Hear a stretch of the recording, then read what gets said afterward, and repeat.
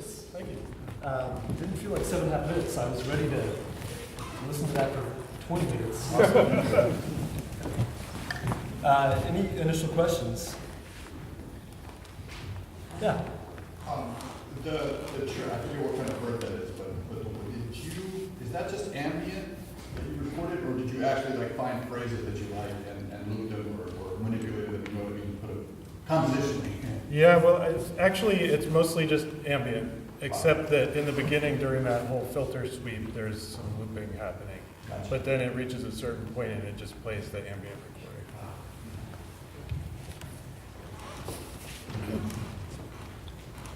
And where did you Yes. record that? Good question. That's in South Dakota. And originally it was going to be subtitled Prairie Music Number 1 because there's a plan for another one. But I actually really wanted to see what it was like if you didn't know what was coming. So I think I'll take that subtitle out so that you don't know that there's going to be birds later. Yeah.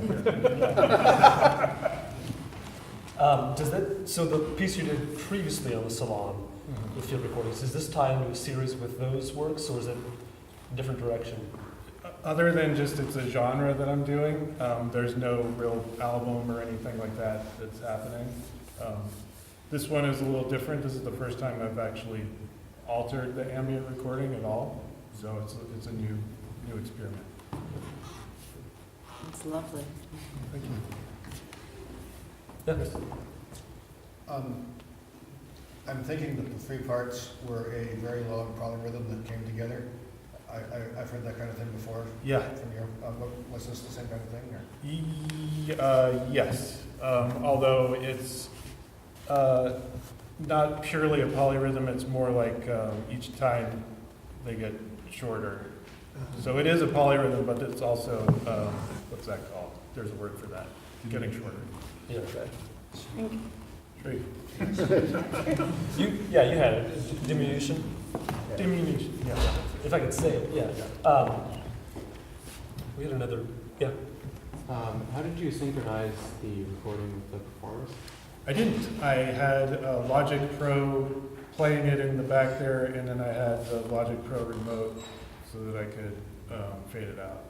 But otherwise, it just like, the filter sweep and everything just happens at a certain time, and then hopefully it's played at about the right speed so that it works out, and then I have to just control the volume and fade it out.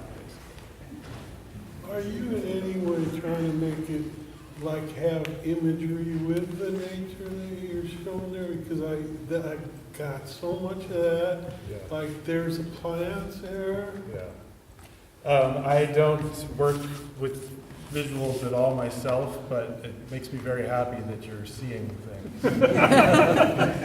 And of course, I recorded it, so I know what it was like, and it was like it was a prairie, and it was like really hot and bright, so that's why I called it radiant light. It was just like, wow, I can't believe it's so bright out. Would you ever consider working with a video artist? I Collaborating? would, yeah. They're not knocking down my door, but I have a quick compliment. I just want to say that that there's a general mood I got conveyed throughout that all the way to the end, it could not help but remind me of the third movement to Beethoven's String Quartet number 15 in A minor, also nicknamed, I think, the Heiliger Danke song, or which translates into Holy Song of Thanksgiving, like giving thanks, because he actually wrote it after he thought he was going to die, but then he recovered from the illness and wrote the song Thanks. And a lot of people call it like one of the most sublime works ever written. I just wanted to compliment you and say that I was reminded of it. that's good company. Yeah. So I really love the piece. I love the aesthetic, first of all. But if I play devil's advocate for 1 second, I was wondering if you could. Why did you choose to make it a process that goes from sort of a point of sparsity to a point of density? I felt like it could possibly be interesting to throw in something that kind of a wrench in that gear. At some Yeah, point. that's a really great idea, and it's a very good aesthetic challenge. And I think I'm maybe sort of in a little bit of a rut of doing the same thing over and over again, which is maybe more entropy to less entropy or something like that. And I've definitely thought about reversing it or just, interrupting it and stuff like that, but I guess it just didn't happen on this one.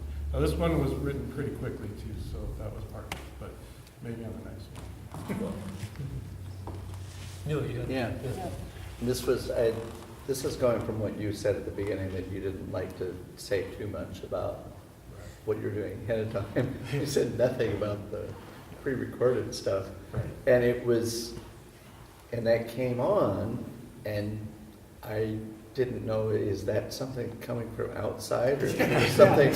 For those of us who know the pipes, Space. everything in Yeah, here, so and the weird sounds that can happen just normally, I mean, it was like, you know, I kind of guessed before long that there was something else. I mean, it became pretty clear, but it was a nice, but in terms of just composition has to do with how you present it, too. How much you say and how much you don't. It was a neat little magic trick. Thank you. I didn't know what was happening, and I liked the experience. Yeah, I liked kind of the wanted surprise. to really slowly pull the veil. Yeah, I like the surprise. And is that you the whole time? Are you controlling the volume the whole time, or just to the end? Volume, yes, but otherwise it's just an audio file that's already like bounced out with Okay. filter speed and everything. Well, thank you very much. Thank you.